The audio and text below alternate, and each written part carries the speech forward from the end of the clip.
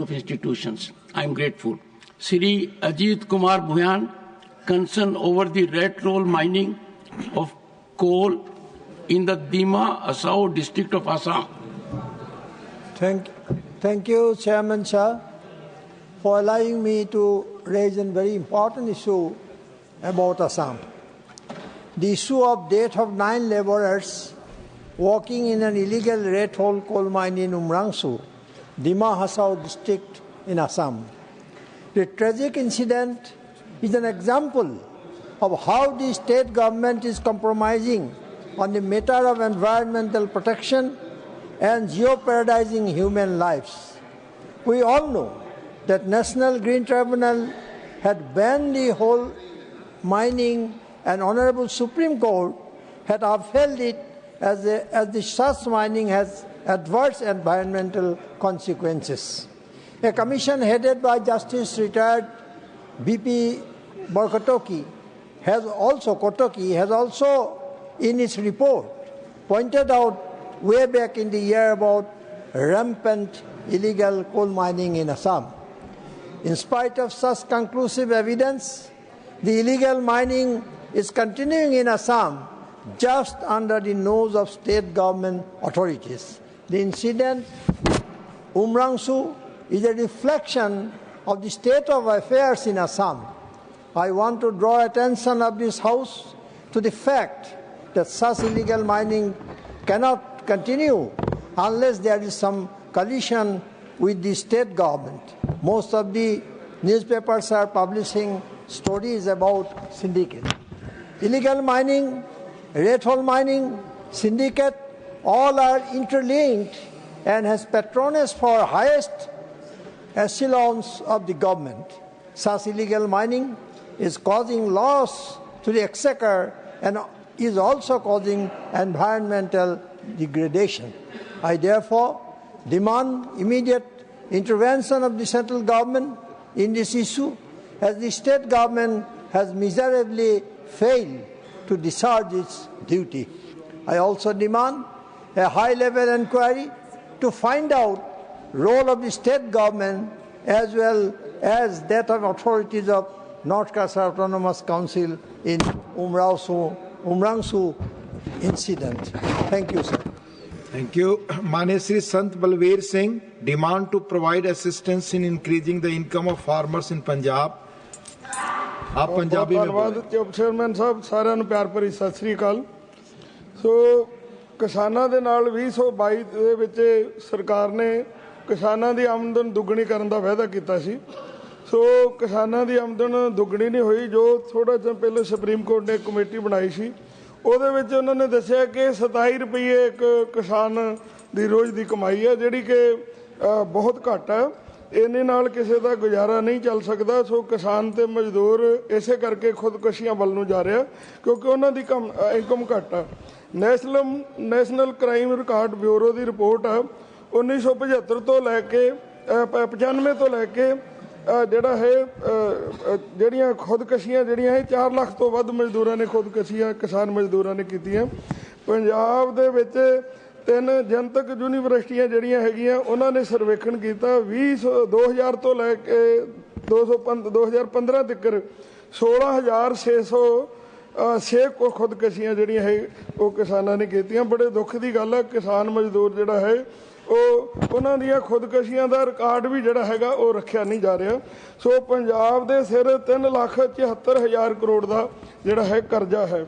ਪੰਜਾਬ ਦੀ ਆਬਾਦੀ 3 ਕਰੋੜ 20 ਲੱਖ ਆ। ਸਮਝ ਲਓ ਕਿ ਇੱਕ ਆਦਮੀ ਦੇ ਸਿਰ ਦੇ ਉੱਤੇ 1 ਲੱਖ ਤੋਂ ਵੱਧ ਦਾ ਕਰਜ਼ਾ ਜਿਹੜਾ ਹੈ ਉਹ ਉਹਦੇ ਉੱਤੇ ਆ ਰਿਹਾ। ਕੇਂਦਰ ਨੇ ਜਿਹੜੇ MP ਸਾਹਿਬਾਨਾਂ ਦੀ ਜਿਹੜੀ ਹੈਗੀ ਆ ਉਹ 24% ਜਿਹੜੀ ਹੈਗੀ ਆ ਉਹ ਤਨਖਾਹ ਜਿਹੜੀ ਆ ਉਹ ਵਧਾਈ ਆ। ਤੇ ਉਹਨਾਂ ਨੇ ਦੱਸਿਆ ਇਹਦੇ ਵਿੱਚ ਤਨਖਾਹ ਵਧਾਉਣ ਦਾ ਕਾਰਨ ਜਿਹੜਾ ਹੈਗਾ ਜਿਹੜਾ ਮਹਿੰਗਾਈ ਸੂਚਕਾਂਕ ਆ। ਸੋ ਜਿਹੜੀ ਅਸਲ ਜਿਹੜਾ ਹੈਗਾ ਗਰੀਬ ਤਬਕਾ ਹੈ, ਜਿਹੜੇ ਕਿਸਾਨ ਆ ਮਜ਼ਦੂਰ ਆ, ਸਭ ਤੋਂ ਜ਼ਿਆਦਾ ਤਾਂ ਮਹਿੰਗਾਈ ਦੀ ਮਾਰ ਉਹਨਾਂ 'ਤੇ ਪੈ ਰਹੀ ਆ। ਉਹਨਾਂ ਦੇ ਬਾਰੇ ਸਰਕਾਰ ਨੂੰ ਸੋਚਣਾ ਚਾਹੀਦਾ ਹੈ ਕਿ ਇਹਨਾਂ ਦਾ ਜਿਹੜਾ ਹੈਗਾ ਉਹ ਵਾਅਦਾ ਜਿਹੜਾ ਕਿਸਾਨਾਂ ਦੀ ਆਮਦਨ ਦੁੱਗਣੀ ਕਰਨ ਦਾ ਉਹ ਵਾਅਦਾ ਪੂਰਾ ਕੀਤਾ ਜਾਵੇ। ਸਰਕਾਰ ਨੇ ਕਾਰਪੋਰੇਟਾਂ ਦੇ 16 ਲੱਖ ਕਰੋੜ ਦੇ ਕਰਜ਼ੇ ਮਾਫ ਕੀਤੇ ਆ। ਇਸ ਦੇ ਮੁਕਾਬਲੇ ਵਿੱਚ ਪੰਜਾਬ ਦੇ ਵਿੱਚ ਸਿਰਫ 3,74,000 ਦਾ ਜਿਹੜਾ ਹੈਗਾ ਉਹ ਕਰਜ਼ਾ ਜਿਹੜਾ ਹੈ ਕਿਸਾਨਾਂ ਸਿਰ। ਇਹ ਖਰਚਾ ਜਿਹੜਾ ਹੈਗਾ ਮਾਫ ਹੋਣਾ ਚਾਹੀਦਾ। ਕਿਸਾਨਾਂ ਤੇ ਮਜ਼ਦੂਰਾਂ ਦੇ ਨਾਂ ਦੇ ਉੱਤੇ ਰਾਜਨੀਤੀ ਕੀਤੀ ਜਾਂਦੀ ਹੈ, ਝੂਠੇ ਲਾਰੇ ਦਿੱਤੇ ਜਾਂਦੇ ਆ, ਪਰ ਆਊਟਪੁੱਟ ਜਿਹੜੀ ਹੈਗੀ ਆ ਉਹ ਨਹੀਂ ਦਿਸਦੀ। ਜਿਹੜੀ ਹੈਗੀ ਆ ਸਰਕਾਰ ਵੱਲੋਂ 23 ਫਸਲਾਂ ਤੇ MSP ਦਿੱਤੀ ਜਾਂਦੀ ਹੈ, ਪਰ ਉਹਨਾਂ ਚੋਂ ਕਿੰਨਿਆਂ ਕੁ ਨੂੰ MSP ਤੇ ਖਰੀਦਿਆ ਜਾਂਦਾ।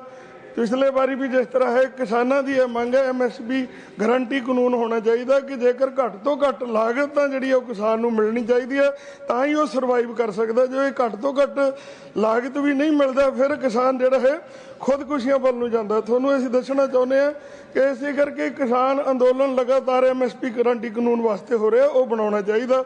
ਐਤਕੀ ਦੇਖਿਆ ਜਿਹੜੀ ਹੈਗੀ ਹੈ ਇਹੀ ਕਹਿੰਦੇ ਭਾਰਤ ਤੇ ਪਾਕਿਸਤਾਨ ਦਾ ਬਾਰਡਰ ਖੁੱਲ ਜਾਵੇ, ਪੰਜਾਬ ਦੇ ਕਿਸਾਨਾਂ ਨੂੰ ਬਹੁਤ ਵੱਡਾ ਲਾਭ ਹੋ ਸਕਦਾ। धन्यवाद। श्रीमती सागरिका घोष जी, need to imbibe new global technologies by national broadcasters. Thank you, sir. Sir, new media technologies are shrinking the world. India's unique identity as a vibrant democracy rooted in diversity and pluralism is an asset to the international order and needs to be projected on the global stage. This can only happen if our national broadcaster, Doordarshan, aspires to becoming truly world-class. The network Russia Today is rapidly expanding and taking the message of Russia to the world. Networks like Al Jazeera are using government funding to project the Arab voice in the world. Doordarshan can play this role, but for this it needs top-class modern content and management. 7 decades after independence, India deserves a truly world-class public broadcaster as envisaged in the 1990 Prasar Bharati Act. Sadly though, sir, there are reports that Doordarshan has entered into a lucrative contract with a private individual who indulges in deeply divisive and incendiary and hate-mongering language on television and who has faced 2 jail terms on criminal charges of extortion. It is highly disturbing to note that individuals with these terribly tainted records can become part of our proud national broadcaster. Sir, I've been a journalist for 35 years. And it's tragic to see the trivialization and character assassination and sensationalism that is today practiced in television news. Today, almost 400 licensed news channels are competing for the lowest common denominator. 4 years ago, news channels ran a motivated campaign against a film actor. Today, that film actor has been proven innocent. But what will those accusations, today all those accusations have been revealed as baseless, but who will give back to Ms. Riya Chakrabarti those years of humiliation that she endured at the hands of the media? The question arises, how can news media channels be made more responsible and accountable? Media owners will soon be called out on the floor of Parliament. Rogue anchors are a disgrace to journalism. We know that the business model of TV news is broken. So is this the new way to make profit, to unleash lies and more lies and fakery? Sir, I had the privilege of serving on the News Broadcasting Standards Authority, which was chaired by the distinguished jurist late Justice J.S. Verma. Justice Verma would say the media should be free and responsible, not irresponsible and censored. The NBSA lacked teeth and any statutory power. However, today, an independent media industry body that upholds global standards of professional broadcasting and journalistic fairness is urgently needed. So I would just like to say that today the model of advertising funded television news is rapidly imploding. The model is imploding. And therefore, it is for this reason that the media is engaging in character assassination, the media is engaging in a witch hunt against individuals, and the media is engaging in hate-mongering. Thank you. Manya Shri Rita Brata Banerjee, demand to consult Government of West Bengal regarding release of Tista water to Bangladesh. Thank you, sir. Sir, Tista River is a 414-kilometer long river rising in the eastern Himalayas, flowing through Sikkim and West Bengal, and subsequently entering into Bangladesh to flow into the Bay of Bengal. Tista is the second largest river in our state and traverses through our districts of Kalimpong, Darjeeling, Jalpaiguri and Cooch Behar before entering Bangladesh. The health of the Tista River is suffering due to the construction of a series of hydropower projects in Sikkim, deforestation at the upper catchment area and climate change. Honorable CM of West Bengal, Mamata Banerjee, had conveyed a strong reservation that no discussion regarding sharing the Tista water and the Farakka Treaty should be taken up with Bangladesh without the West Bengal government's involvement. The people of West Bengal would be the worst sufferers due to the impact of agreements on water sharing between India and Bangladesh. The government of India is in the process of renewing the Indo-Bangladesh Farakka Treaty 1996, which is to expire in 2026. It has huge implications for the people of our state as far as their livelihoods are concerned, and the water which is diverted at Farakka barrage is creating navigability problems for the Kolkata port. Sir, it is highly necessary to bring into the notice of the Union government that river morphology has changed in the eastern part of India and Bangladesh over many years, which has deprived West Bengal and negatively impacted the water availability in the state. Lakhs of our people have been displaced from their habitation, rendering them homeless and leading to loss of livelihood. The reduced silt load in the Hooghly River has impeded the nourishment of our Sundarban Delta also. Now, our Honorable Chief Minister Mamata Banerjee has written to the Honorable Prime Minister thrice, highlighting that the Farakka barrage has caused flooding and erosion in the state of West Bengal in a very big way. Water flow in the Tista has gone down over the years, sir, and it is estimated that if any water is shared with Bangladesh, lakhs of people in northern part of our state will get severely impacted due to inadequate availability of irrigation water. Tista water is also needed for meeting drinking water requirements of the residents in the northern part of Bengal. It is therefore not feasible to share Tista water with Bangladesh. An Indo-Bhutan River Commission is also an urgent need of the hour, as flash floods from transboundary rivers in Bhutan are having devastating impacts on the northern districts of West Bengal. Through you, sir, I will request the Union government that the government of West Bengal needs to be consulted regarding release of Tista water to Bangladesh, and also about the renewal clauses. These renewal clauses are very important about the renewal clauses of the Indo-Bangladesh Farakka Treaty. Thank you, sir. Thank you. Dr. Kalpana Saini ji, demand to reserve seats for doctors on flights to help tackle emergency situations. धन्यवाद माननीय सभापति जी। मैं आज एक अत्यंत आवश्यक विषय सदन के समक्ष प्रस्तुत करना चाहती हूँ। पिछले एक दशक में माननीय प्रधानमंत्री श्री नरेंद्र मोदी जी के नेतृत्व में विमानन क्षेत्र में अभूतपूर्व सुधार हुए हैं। उड़े देश का आम नागरिक उड़ान योजना के तहत छोटे शहरों से भी हवाई यात्रा को किफ़ायती और सहज बनाया गया है। इस प्रगति के साथ ही यात्रियों की सुरक्षा और स्वास्थ्य देखभाल को और अधिक सुदृढ़ करने की आवश्यकता है। उड़ान के दौरान उत्पन्न होने वाली चिकित्सा आपात स्थितियों के लिए हमारी तैयारी को और मजबूत करने की आवश्यकता है। मैं यह सुझाव रखना चाहती हूं सदन के माध्यम से कि हर उड़ान में कम से कम एक सीट किसी योग्य चिकित्सक के लिए आरक्षित की जाए जो आपात स्थितियों में सहायता देने के को तैयार हो। हवाई यात्रा के दौरान कई बार ऐसे आपातकालीन चिकित्सा हालात उत्पन्न हो जाते हैं जहां त्वरित और विशेषज्ञ उपचार की आवश्यकता होती है। इसमें प्रसव जैसे आपात मामले, हृदयाघात, श्वसन संबंधी जटिलताएं, रक्तचाप संबंधी गंभीर समस्याएं और अन्य आकस्मिक चिकित्सा स्थितियां शामिल हैं। प्रत्येक उड़ान में कम से कम एक सीट योग्य डॉक्टर के लिए आरक्षित की जाए, जिसे रियायती दर पर या प्राथमिकता के आधार पर उपलब्ध कराया जा सकता है। यदि उड़ान से एक निश्चित समय पहले यह सीट बुक न हो तो इसे अन्य यात्रियों के लिए उपलब्ध कराया जा सकता है, जिससे एयरलाइंस को कोई आर्थिक नुकसान न हो।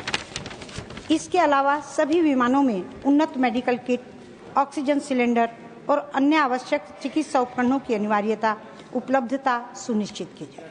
हर वर्ष उड़ान के दौरान हजारों यात्रियों को चिकित्सा सहायता की आवश्यकता पड़ती है। ऐसे में डॉक्टर की उपस्थिति किसी भी आपात स्थिति में त्वरित और प्रभावी उपचार सुनिश्चित करेगी। यह पहल यात्रियों में सुरक्षा और विश्वास की भावना उत्पन्न करेगी, जिससे वे निश्चिंत होकर यात्रा कर सकेंगे। साथ ही डॉक्टरों की मौजूदगी से एयरलाइंस की विश्वसनीयता और सुरक्षा मानकों में वृद्धि होगी, जिससे हवाई यात्रा और अधिक सहज और आकर्षक बन सकेगी। मैं आप सदन के माध्यम से सरकार से निवेदन करती हूं कि इस प्रस्ताव पर गंभीरता से विचार करें, ताकि भारतीय विमानन क्षेत्र यात्रियों के लिए और अधिक सुरक्षित और विश्वसनीय बन सके। धन्यवाद। धन्यवाद। Dr. Fawzia Khan ji, need to address the challenges faced by women officers in India's security forces. Thank you, sir. Sir, after the tragic stampede at the New Delhi railway station on 15 February, a photo went viral showing a woman RPF constable patrolling the station with her 1-year-old child strapped to her chest. While glorified by the RPF as a symbol of Nari Shakti, sir, I believe that the photo actually highlights the systemic challenges faced by women personnel in security forces and the failure of the system to provide basic support to working mothers. Sir, this is no sign of empowerment, but of the need for institutional reforms to support working mothers in uniform. Women in security forces already face significant challenges, sir. The nature of security work directly clashes with their consistent care of that the young children need. What is needed, sir, is toilets, creches, baby care or breastfeeding rooms everywhere so that women can effectively manage both their professional and maternal responsibilities. Everywhere, sir, including in the Parliament building. The government's goal of increasing female representation in security forces, which currently stands at a mere 4.4% in Central Armed Police Forces, must be supported by sustainable policies. Women at border security positions often face the dilemma of choosing between careers and the well-being of their children. A 2024 study has revealed that out of 209 police stations in Delhi, only 2 had sanitary pad vending machines, and even those 2 were poorly maintained. We need urgent and comprehensive reforms, sir. Expanding childcare facilities at every major and minor security installation is crucial. Initiatives like the daycare centers of the Bengaluru police should serve as a model nationwide. Moreover, financial support is essential for situations where on-site childcare is not available. The vision of Nari Shakti, sir, must go beyond mere optics and must be backed by real, tangible support for women.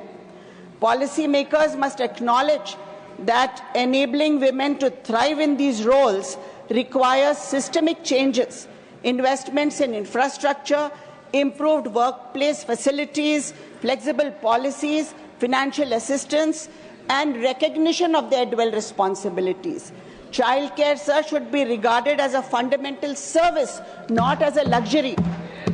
Sir, जो माँ हमारे सुरक्षा की जिम्मेदारी निभा रही है, क्या उसे अपने बच्चों की जिम्मेदारी निभाने में सहकार्य करना हमारी जिम्मेदारी नहीं है? धन्यवाद। धन्यवाद। Srimati Sulata Dev ji demand to reinstate the celebration of Panchayat Divas on 5th March of every year. Jai Shri Jagannath.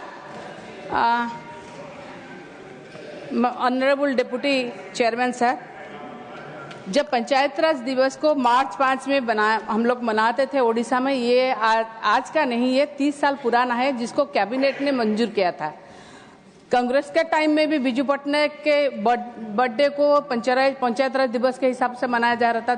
जब हम लोग अलायंस गवर्नमेंट में भी थे तब भी 9 साल के तक तब भी मनाया जा रहा था, आज भी मनाया जा रहा था। मगर इस बार मार्च 5 को खुद गवर्नमेंट ऑफ ओडिशा जो अभी है, उन्होंने मार्च 5 को गवर्नमेंट कैलेंडर में लाल अक्षर से अंकित किया और ये भी दिया कि बिजू पटनायक के जन्मदिन है, ये छुट्टी है, नीचे डिस्क्रिप्शन में दिया। मगर फिर क्या हुआ पता नहीं, वो फिर कैंसिल कर दिया गया। मुझे कहते हुए खेद आता है, इतना खराब भी लगता है कि बिजू पटनायक बस ओडिशा के नहीं थे leader. Biju Patnaik is a tall man, Biju Patnaik is a daredevil democrat pilot. Biju Patnaik को देखे तो वो फ्रीडम फाइटर थे और बिजू पटनायक के हिसाब से जो भी लगाए वो कितना भी लगाए कम है। बिजू पटनायक एक ऐसे लीडर थे जिनके डेथ के बाद उनके शरीर पर 3 कंट्री की फ्लैग डाला गया था, ये थे बिजू पटनायक। मगर मानसिकता कितना कम है कि बिजू पटनायक को कैसे बिजू पटनायक का नाम को हटाया जाए, इसीलिए पंचायत राज दिवस को उस दिन बंद कर दिया गया।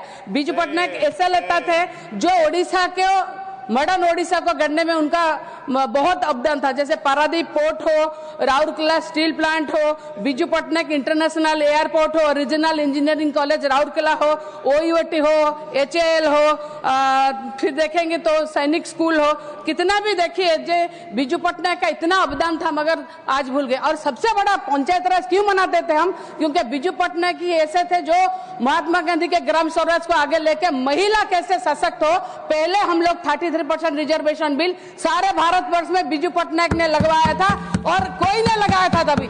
इसीलिए इसको पंचायत राज दिवस करके हम लोग सेलिब्रेट करते थे। सरकार का मानसिकता देखिए, इसको भी बंद कर डाले। और ऐसा नहीं, बिजू पटनायक इंटरनेशनल एयरपोर्ट का नाम भी हटाने के लिए सोच रहे।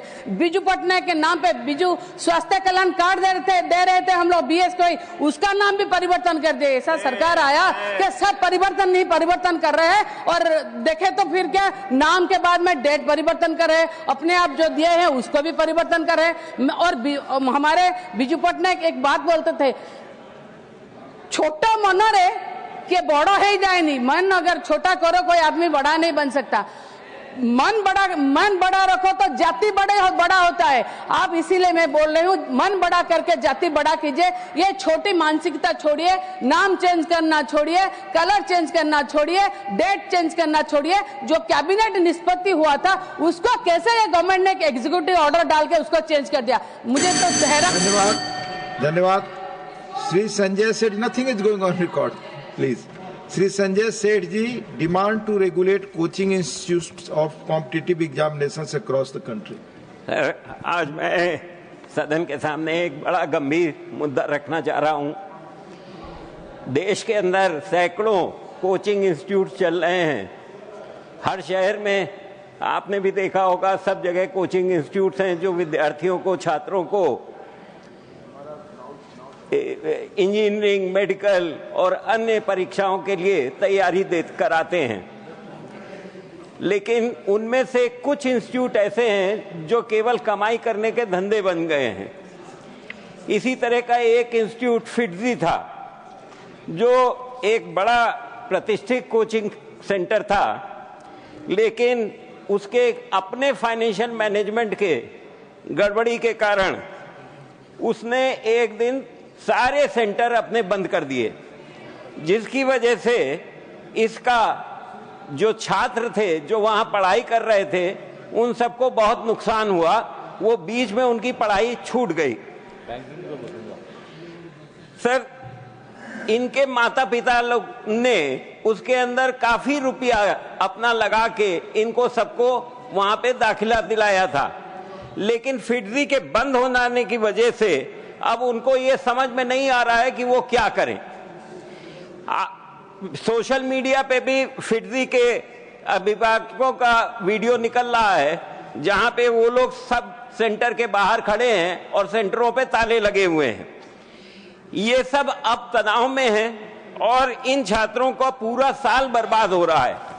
अभी कल ही राजस्थान की सरकार ने कोचिंग के इंस्टीट्यूट्स के ऊपर एक बिल भी पास किया है अपनी विधानसभा में, जिसमें वो कोचिंग के ऊपर कुछ नियंत्रण बना रहे हैं।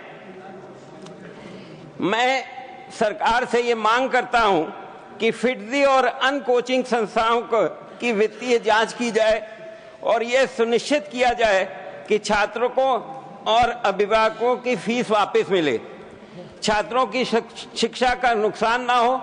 इसके लिए वैकल्पिक व्यवस्था की जाए जिससे वे अपनी परीक्षाओं की तैयारी जारी रख सकें। कोचिंग संस्थानों के लिए एक रेगुलेटरी बॉडी बनाया जाए ताकि इस तरह की धोखाधड़ी भविष्य में ना हो। यह केवल एक संस्थान का संकट नहीं है, बल्कि हजारों परिवारों की मेहनत और सपनों के साथ किया गया धोखा है। सरकार को इसे गंभीरता से लेना चाहिए और तत्काल कार्रवाई करनी चाहिए। धन्यवाद। माननीय Shri Medha Raghunatha Reddy, demand to denotify the existing Kashi Reddy Naina Jyothi Kshetram lands in Andhra Pradesh from forest department. Thank you, sir. Demolition of structures in Kasireddy Nayana Jyoti Kshetram, Andhra Pradesh, sir.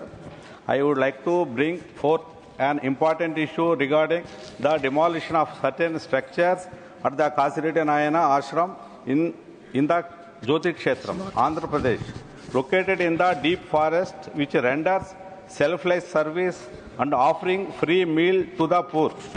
And those coming in from neighboring states of Tamil Nadu, Karnataka, Kerala, and even the foreigners who do visit in the large numbers, also having more than 100 Annadana Satrams all over the state, feeds thousands of poor people, sir, daily, which was formed on the teachings of renowned spiritual guru, Kasireddy Nayana. His teachings moved thousands of farmers in the drought-hit region of Rayalaseema, promoting them to donate the first crop from their fields to the ashramam. And the same is continued till now. Recognizing his significant contribution to the society, the government named a mandal in his honor in YSR Kadapa district, Andhra Pradesh, sir. The recent action of the Forest Department to raise down the structures in the Kasinayana Jyoti Kshetram hurt the sentiments of the enormous number of the devotees who perform Annadanam and also the public in and around the region, sir. Therefore, the central government is requested to please consider to denotify the existing Kasinayana Jyoti Kshetram land from the Forest Department, and also the consideration of the allotment of 33 acres of land for taking up the developmental activities for the expansion as a spiritual center, considering its significance and the sentiment of the lakhs of devotees from Andhra Pradesh and Rayalaseema region, sir. Thank you, sir. Thank you. Srimati Ranjit Ranjan ji, concern over the issues of safety and security arrangements in shelter homes for women in the state of Bihar. धन्यवाद उपसभापति जी, आपके माध्यम से आपको जब मैं लोकसभा में थी 2018 में भी मुजफ्फरपुर बालिका गृह कांड जिसमें 34 बच्चों के बलात्कार की बात सामने आई थी, सीबीआई जांच हुई थी, इसी सदन में यह मामला उठा था, सुमित्रा था स्पीकर थी और उसमें कई लोग जेल गए थे, लेकिन बहुत सारे सफेद पोशों को बचा लिया गया था। एक बार फिर 19 तारीख को रात में सिवान के भैंसाखार गांव में बालिका गृह है जिसमें बाल लोग भी रहते हैं, वृद्ध भी रहते हैं। अचानक से यह खबर प्रशासन द्वारा आई कि 13 लड़कियां रात में फरार है। सबसे पहली बात तो यह है सर कि फरार हुई तो ये आपको मालूम कैसे है? अगर फरार हुई तो वजह क्या थी? प्रशासन कह रहा है। दूसरी बात, सीसीटीवी कैमरा 8 थे, 5 वही कैमरे उस रात को बंद थे जिस दीवार से बच्चों के फरार होने की बात की गई। तीसरी बात, वो दीवार 20 फीट है, उसके ऊपर तार लगी हुई है, तो वो बच्चियां भागी कैसे? चौथी बात, कहा गया प्रशासन के द्वारा कि एक लड़की मिल गई है, 8 लड़कियां अपने परिवार के संपर्क में हैं। अगर सिर्फ फरारी का मामला था तो प्रशासन सामने क्यों नहीं कर रहा है? उन परिवारों को छुपाए क्यों जा रहा है? उपसभापति जी, मैं आपके माध्यम से सरकार को बताना चाहती हूं कि यह नॉर्मल मामला नहीं है। पहले भी लगातार शेल्टर होम में सेक्सुअल हरासमेंट, उनके साथ बहुत तरह की हरासमेंट होती रही है। ये वैसा ही मामला लगता है। मैं आपके माध्यम से सदन को संज्ञान में लाना चाहती हूँ, एक बार फिर से सीबीआई जांच होनी चाहिए। मैं तो कहूंगी कि एक स्वतंत्र कमेटी बननी चाहिए जो देश के तमाम बालिका गृह की निगरानी करे, स्वतंत्र निगरानी करे। सर, इसको जब तक आप कहेंगे ये मामला सदन में आ रहा है, तब से वहां लीपापोती शुरू हो जाती है। आपके माध्यम से मैं कहूंगी कि इसका राजनीतिकरण नहीं करें, क्योंकि पक्ष हो विपक्ष हो, इसमें बहुत तरह के सफेद पोशों के जाने के, इन्वॉल्व होने की बातें लगातार आती रही हैं। यह हमारे देश के उन बच्चों का सवाल है जो गरीब है, लवारिस है, जिनको शादी का झांसा देकर ले लिया, बुला लिया जाता है, वो लवारिस तरीके से उन शेल्टर होम में रहते हैं। कुछ बच्चियां ऑर्केस्ट्रा में काम कर रही होती हैं, यहाँ तक कि बाल के साथ भी सेक्सुअल हरासमेंट होते हैं। और सर, ये सिर्फ सेक्सुअल हरासमेंट का केस नहीं है, जिस बुरे तरीके के साथ उनके साथ हरासमेंट की जाती है वो शब्दों में बयान करने के लायक नहीं है। इसलिए इसको सरकार बहुत गंभीरता से ले और इमीडिएट जो वहां के डीएम कह रहे हैं कि मामला गंभीर है लेकिन बच्चियां फरार हुई हैं, तो ये ऑथेंटिकेशन वो कैसे दे रहे हैं? जब सीसीटीवी। धन्यवाद। माननीय Shrimati Seema Dwivedi ji, demand for stoppage of train number 12355 Patna Jammu at Mungra Badshahpur railway station in Jaunpur Uttar Pradesh. माननीय उपसभापति महोदय, आज मैं आपके माध्यम से जनहित के एक मुद्दे को सदन में रखना चाहती हूँ। पटना से जम्मू जाने वाली ट्रेन संख्या 12,355 नीलांचल एक्सप्रेस तथा जम्मू से पटना आने वाली ट्रेन संख्या 12,356 मुगरा बादशाहपुर रेलवे स्टेशन से ही गुजरती है। महोदय, पटना से जम्मू जाने वाली ट्रेन संख्या 12,355 तथा जम्मू से पटना आने वाली ट्रेन संख्या 12,356 मुगरा बादशाहपुर रेलवे स्टेशन से गुजरती है। भारी संख्या में तीर्थयात्री माता वैष्णो के दर्शन करने के लिए जाना चाहते हैं। सबकी आस्था जुड़ी हुई है, परंतु ट्रेन का ठहराव न होने के कारण श्रद्धालुओं को बड़ी निराशा होती है। पूर्व में बार बार प्रयास करने के बाद भी सफलता नहीं प्राप्त हो सकी।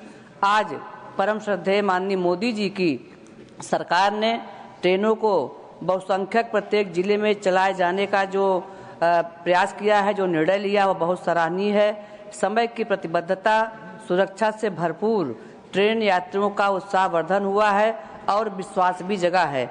महोदय, पब्लिक को यह पूरा यकीन है कि सरकार जहां पर वंदे भारत जैसी बड़ी बड़ी गाड़ियों को चला करके हर जिले से जोड़ने का काम कर रही हैं, वहीं मैं आपसे आपके माध्यम से अनुरोध करना चाहती हूं कि जनहित में उक्त ट्रेन नीलांचल एक्सप्रेस का ठहराव मुगरा बादशाहपुर स्टेशन पर 2 मिनट करने की कृपा करें, ताकि भारी संख्या में श्रद्धालु माता वैष्णो के दर्शन कर सके। माननीय, मैं आपके माध्यम से सरकार से अनुरोध करना चाहती हूं, इस जनहित के प्रकरण पर संज्ञान में लेकर के ट्रेन रोकने की कृपा करें। धन्यवाद। माननीय Shri Raghav Chadha ji, need to tap India's potential in the field of artificial intelligence. Sir, आज मैं जिस विषय पर बात करने के लिए खड़ा हुआ हूं, वो आज से भारत से कहीं ज्यादा आने वाले कल के भारत के लिए आवश्यक जरूरी है। मैं बात कर रहा हूं आर्टिफिशियल इंटेलिजेंस की। इस एआई की क्रांति के युग में सर, जहां अमेरिका के पास अपना chat GPT, Gemini, Anthropic, Grok जैसे इंडिजीनियस मॉडल्स हैं, वहीं चाइना ने डीप सीक जैसा सबसे ज्यादा क्षमता वाला और सबसे कम लागत से बना एआई मॉडल तैयार कर लिया है। लेकिन इस एआई के युग में सर भारत कहां है? क्या भारत इस युग में पिछड़ता जा रहा है? क्या भारत अपना जनरेटिव एआई मॉडल नहीं बना पाएगा? वर्ष 2010 से लेकर 2022 के बीच में दुनिया में जितने एआई पेटेंट्स रजिस्टर हुए, उसका 60% हिस्सा यूएस ने हासिल किया और 20% चाइना ने। दुनिया की 5वीं सबसे बड़ी अर्थव्यवस्था भारत ने मात्र 0.5% ही हासिल किया। सर, यह बात तो सत्य है कि यूएस और चाइना के पास एआई में एक हेड स्टार्ट है 4-5 साल का, लेकिन वो इसलिए है क्योंकि उन्होंने अपने रिसर्च में, एकेडेमिया में और एआई डेवलपमेंट में निवेश किया। सर, भारत की बहुत बड़ी आबादी एआई के वर्कफोर्स का हिस्सा है। बताया जाता है कि एआई की कुल वर्कफोर्स का 15% हिस्सा भारतीयों से बनता है सर, जहां 4.5 लाख भारतीय एआई प्रोफेशनल्स के तौर पे फॉरेन कंट्रीज में काम कर रहे हैं। Sir, India ranks 3rd in highest penetration of AI skills. इसका मतलब यह है सर कि भारत के पास प्रतिभा भी है, मेहनती लोग भी हैं, ब्रेन पावर भी है, डिजिटल इकोनॉमी भी है और 90 करोड़ से ज्यादा इंटरनेट यूजर्स भी हैं। लेकिन फिर भी कहीं ना कहीं आज भारत एआई का कंज्यूमर बन गया है, एआई का प्रोड्यूसर नहीं बन पा रहा। सर, ओपन एआई के फाउंडर सैम ऑल्टमैन से जब भारत की एआई पोटेंशियल के बारे में पूछा गया, तो उन्होंने भारत को नकारते हुए कहा कि भारत का एआई पोटेंशियल पूरी तरीके से होपलेस है, यानी कि निराशाजनक है। आज समय आ गया है सर कि हम उन्हें जवाब दें और भारत इस एआई के युग में एआई प्रोड्यूसर बने, ना कि एआई कंज्यूमर। इसके लिए सर कई कदम उठाने होंगे। सबसे पहले हमें इंडिजीनियस एआई चिप्स बनाने होंगे, इंडिजीनियस चिप मैन्युफैक्चरिंग भारत में इजाद करनी होगी। इसी के साथ साथ सर हमें एक डेडिकेटेड एआई इंफ्रा फंड तैयार करना होगा, एआई रिसर्च ग्रांट्स देने होंगे, एआई टैक्स ब्रेक्स देने होंगे और टैलेंट माइग्रेशन रोकना होगा, ताकि भारत का टॉप टियर एआई टैलेंट और देशों में जाकर काम ना करे बल्कि भारत में काम करे।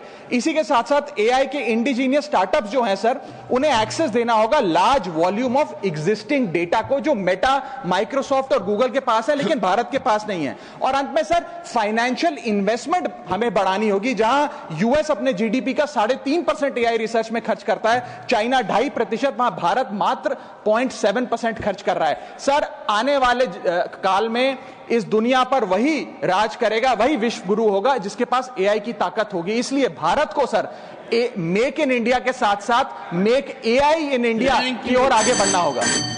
विश्व गुरु तो भारत ही होगा।